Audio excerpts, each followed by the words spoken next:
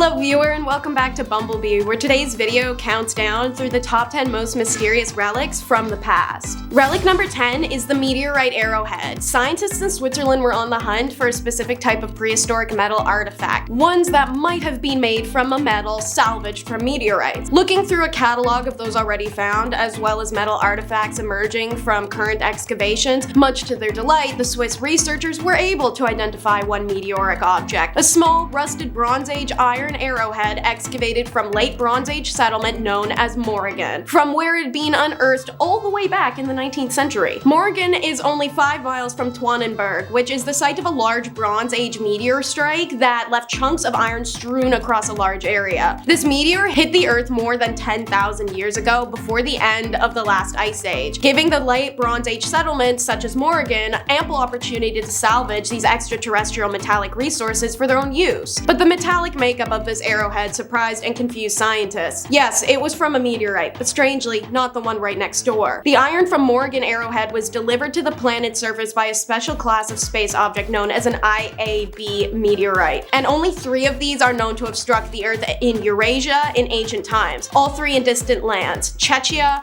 Spain, Estonia. It seems that the Estonia site was a match, despite it being located on the coast of the Baltic Sea in Europe, 1,000 miles away. This fact offers clear evidence that a prehistoric trade network connected Central Europe with other lands in distant locations, including those well into the north, seeing as this discovery was made only last month. I think they'll need some more time to figure it out. Relic number 9 is bone armor. I guess you could argue that all bones are armor, at least in the case of crabs or lobsters, where the external hard layer does them some good. Unlike us humans, made of mush with all our reinforcement on the inside. Yet, like the real-life video game, a set of armor crafted from animal bones was discovered in Russia, likely crafted by the stubborn and determined Samosamskaya people. They inhabited Russia and the Asian Altai Mountains for thousands of years before migrating to what's now the Siberian city of Omsk. Omsk is where the armor was unearthed and is aged between 3,500 and 3,900 years old. Apparently, it may also be cursed. This concern is fed by how perfectly intact the ancient bone armor is, only requiring some light glue work in spots. According to its discoverers, the armor must have been impossibly valuable to its creators,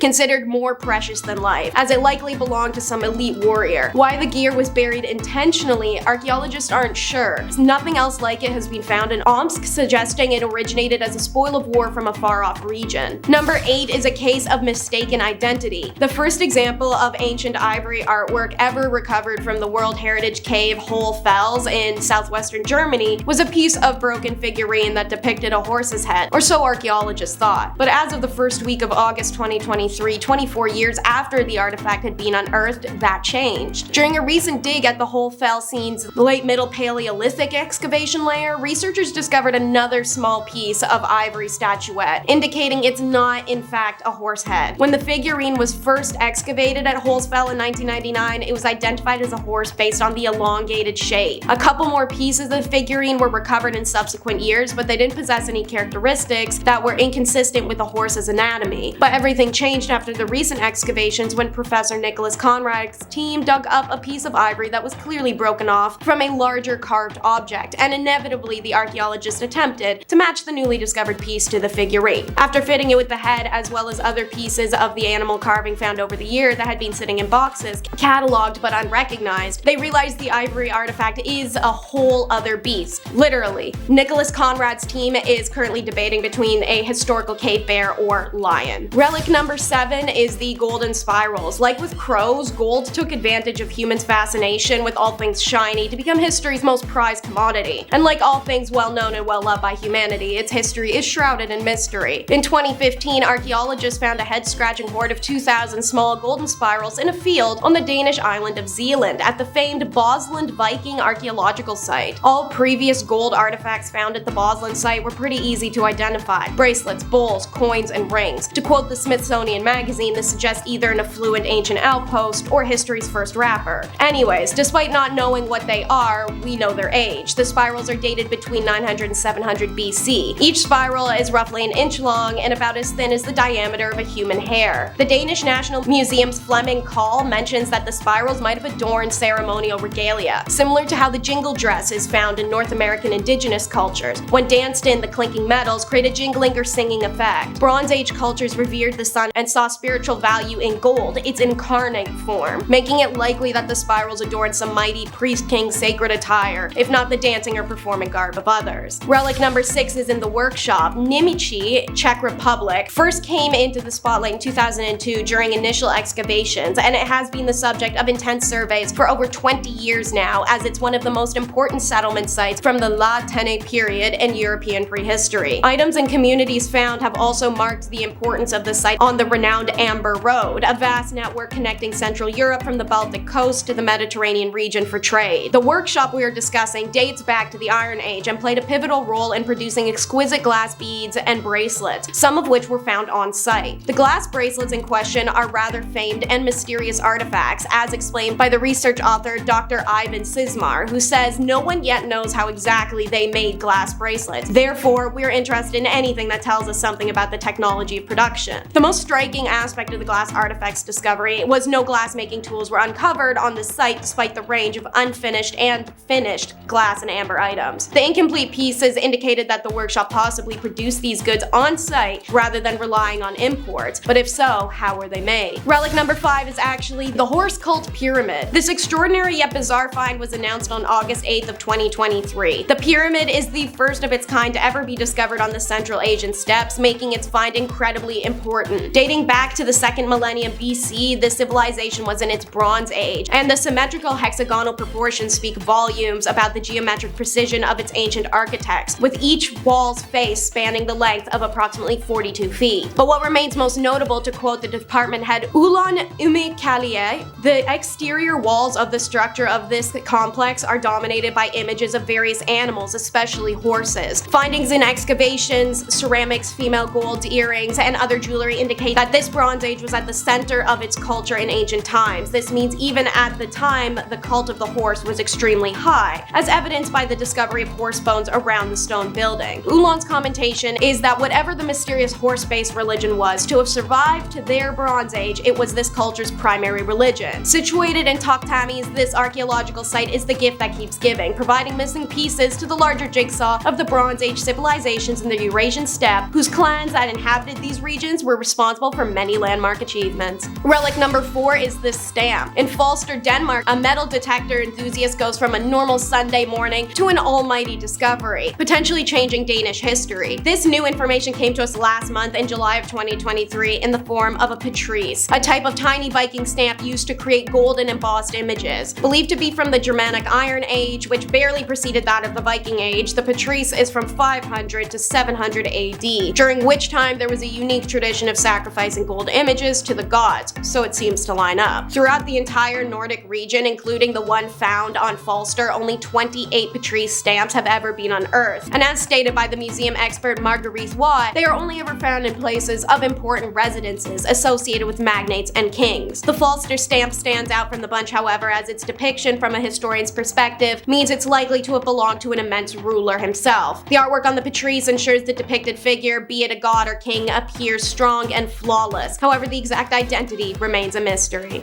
Relic number 3 is the Mesoamerican Mirror. The Mesoamerican civilizations felt a strong sense of connection with portals and the varying planes of existence that seemingly exist beyond our own. This could be in the form of cenoids, ritual bloodletting paired with dance, obsidian polished into scrying mirrors, or the famed Mesoamerican Mirror. Unlike their impressively polished stones, these mirrors were the stepping stone to the mirrors we have today. Yet the indigenous artisans would toil for nearly 160 days to accomplish even the smallest a pocket mirror. But the mysterious aspect at hand is how researchers looking into Mesoamerican influence in North America found more than 50 of these mirrors in Arizona. They were in terrible shape as they'd been cremated and entombed alongside their owners, but the researchers were able to repair and examine the pieces. Made of pyrite, they were once beautifully painted and etched. As pyrite was unavailable to those who lived in what's now Arizona at the time of these burials, the presence of the mirrors, and especially the design, indicate the Mesoamerican manufacturers. However, researchers have never been able to connect a direct link between Arizona and Mesoamerica, and contend that the pyrite may have arrived by hopping between several intervening cultures or on the backs of far-traveling nomadic hunter-gatherers.